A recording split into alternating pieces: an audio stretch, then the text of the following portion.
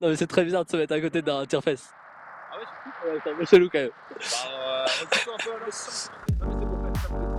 Et oui, le générique, les bébés.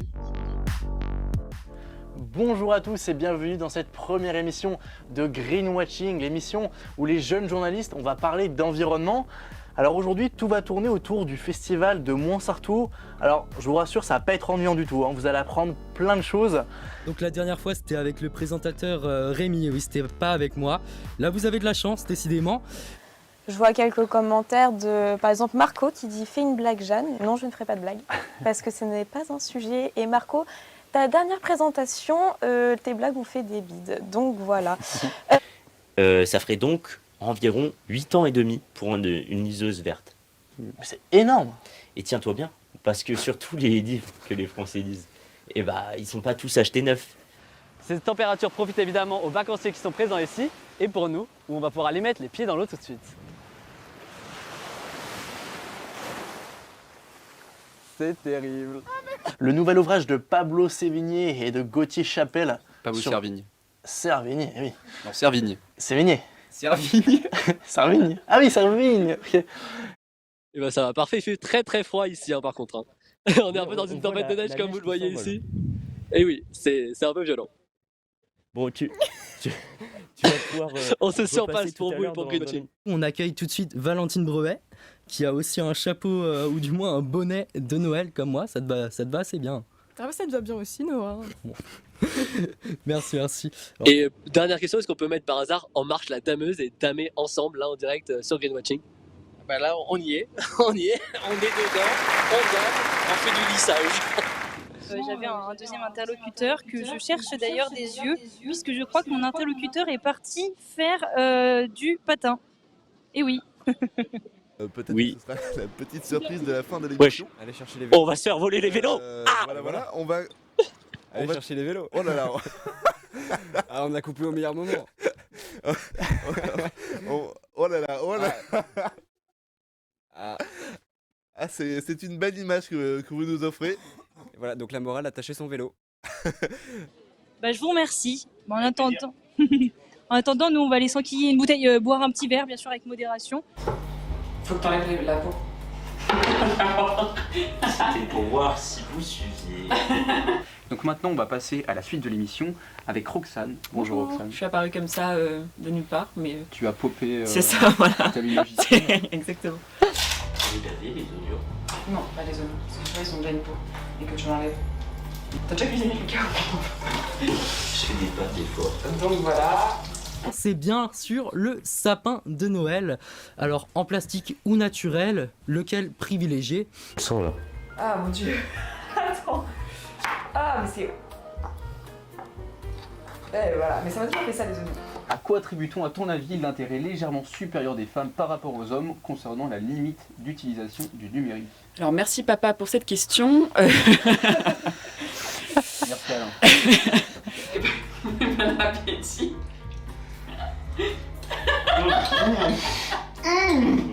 Waouh.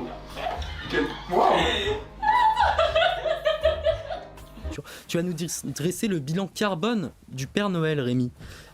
Donc, Noah, je serais heureux de te répondre quand j'aurai déclenché ce magnifique côté. il a plusieurs jobs à la fois. Bon voilà, je te laisse t'installer comme... Un vrai travail de lutte, hein, finalement. Il y a une petite question des Ainos qui nous dit il y a aussi l'indice de cyclabilité de la FUB. Alors je ne sais pas ce que c'est la FUB. Si vous voulez plus d'infos, Cannes est assez mal classé. Donc j'imagine que c'est en rapport avec les pistes cyclables. Ça doit être ça. Après avec Lucas on sait pas trop quoi répondre. Sur Terre, il y a environ 1 milliard d'enfants de moins de 9 ans, et on estime qu'au-delà, ils ne croient plus au Père Noël. Je sais que pour toi, Noël, c'était un peu plus tard. Donc, peu importe. C'est-à-dire que je l'ai appris il y a 2 minutes, donc ça...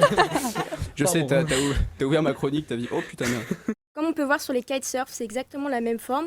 On va l'accrocher à l'avant du bateau, et ce kite va justement tracter, grâce à la force du vent, le bateau. Donc lui, il faut savoir qu'il travaille aussi que quelques jours en décembre, ce qui l'oblige à visiter 19,61 foyers par seconde dans la réalité. C'est très rapide, on espère que les rennes vont suivre. Donc un défi sportif pour le Père Noël, surtout qui n'est pas connu pour être très fit, quoi. Bonjour à tous et bienvenue sur la toute dernière émission de la première saison de Greenwatching. Et comme vous le voyez... Pardon. Salut les Green Watchers, aujourd'hui je vais vous parler d'un objet révolutionnaire, une douche intelligente. Et je vous préviens, elle en a dans le pommeau. Hein. Vite. On a pu constater du coup une nette amélioration de la qualité de l'air. Où est-ce que j'en étais? C'est vrai que comme ce pommeau de douche, il permet d'économiser de l'eau, il permet en même temps d'économiser de l'argent. Je vous redonne la parole. Oui. Je vous la donne. En fait, à chaque fois, je finis pas mon propos. Mais c'est le principe du journaliste, c'est de couper la parole aux gens. Ouais, et donc du coup, quand ne finissant pas mon propos, je peux pas aller au bout du raisonnement. Allez-y. Bon allez, je vous laisse, je vais prendre ma douche.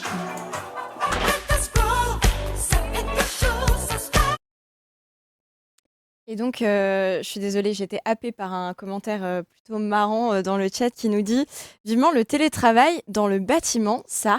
Donc voilà, un petit peu de courage à nos charpentiers, nos zingueurs, voilà, les gens du bâtiment, effectivement. Là, moi je regarde cette caméra à la régie là. La prochaine fois que vous allez au sport, pensez à la planète et donnez-vous à fond. Incroyable, Marco, tu nous... Et oui, bah oui, quand tu fais ça, tu ne parles pas dans le micro. C'est fou cette erreur, enfin Marco. Le Quatuor parle de la destruction de la forêt donc amazonienne et de l'oppression des peuples indigènes. Vous la connaîtrez pas par hasard Celle-là, je la connais pas, de Gojira. Ah oui, pas celle-là. Maintenant, c'est quoi le rapport avec Jeff Bezos? tu peux arrêter de parler, s'il te plaît, on va passer à la suite. Est-ce que vous seriez d'accord pour nous faire un petit Oli? En Clarks, ouais. Si vous êtes chaud, moi si vous en avez pas envie, y a pas de souci. Mais là maintenant là.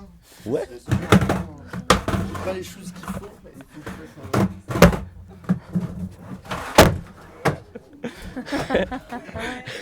fasse merci à notre invité qui était là tout à l'heure, Raymond Greenezer, qui nous a quittés, mais qui était vraiment un super invité. Il est juste parti, Il n'y a pas d'avis de décès. En tout cas, c'était la dernière de Greenwatching, mais de la première saison de Greenwatching. Vous nous retrouverez donc d'ici septembre.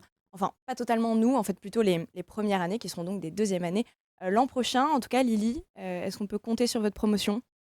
Eh bah, normalement, oui. Je l'ai toujours su, de toute manière. On vous fait confiance. Donc, à bientôt. À bientôt. Venez, n'abandonnez pas.